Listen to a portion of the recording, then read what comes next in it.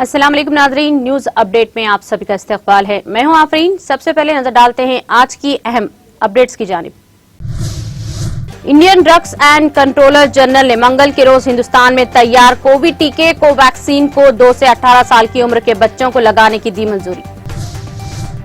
नायब सदर एम वेंकैया नायडू ने मंगल को एक जामा, मसावी और हम आहंग माशरे के क़याम की अपील करते हुए कहा कि अपोजिशन का एहतजाज खूबसूरत व पुरविखार और बामाना मुस्बित होनी चाहिए। दिल्ली पुलिस ने एक पाकिस्तानी दहशतगर्द को AK-47 और हैंड ग्रेनेड के साथ किया गिरफ्तार।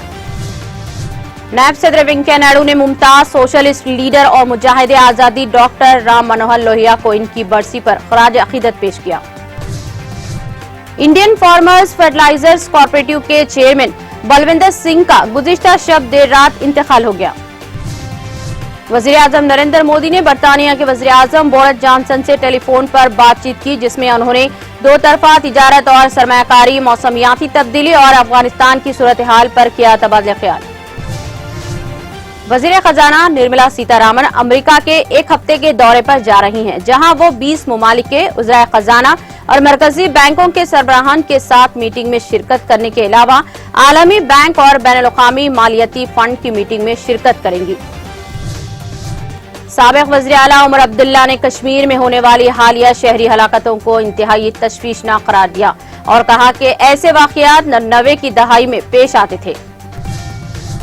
CBI ने जाली बंदूक लाइसेंस केस के सिलसिले में मंगल की सुबह लेफ्टिनेंट गवर्नर मनोज सिन्हा के साबिक़ मुशीर बसीर अहमद खान की रिहाइशगाह वाक़े बुलबुल बाग बाग़यात पर छापा मारा। लखीमपुर तशद्दुद मामले में मरकजी मुमलिकती वजीर बराए दाखिली उमूर अजय मिश्रा की बर्खास्तगी के मुतालबे के सिलसिले में प्रियंका गांधी ने गांधी परमिता पर खामोश एहतजाज किया। उन्होंने कहा कि लखीमपुर में काले खवानीन के खिलाफ पुरअमन एहतजाज कर रहे किसानों व मीडिया नुमाइंदों की मरकजी वजीर की गाड़ियों के बहिमाना कत्ल कर दिया गया। ऐसे में मरकजी वजीर के ओहदे पर रहते हुए मुतासरा कुंबे को इंसाफ नहीं मिल सकता। IPL में एक बार फिर विराट कोहली का ख्वाब चुकनाचूर, कोलकाता नाइट राइडर्स दूसरे क्वालिफायर में शामिल। नाज़रीन, न्यूज अपडेट्स में फिलहाल इतना ही। दीगर अपडेट्स के लिए जुड़े रहिए TTV के साथ।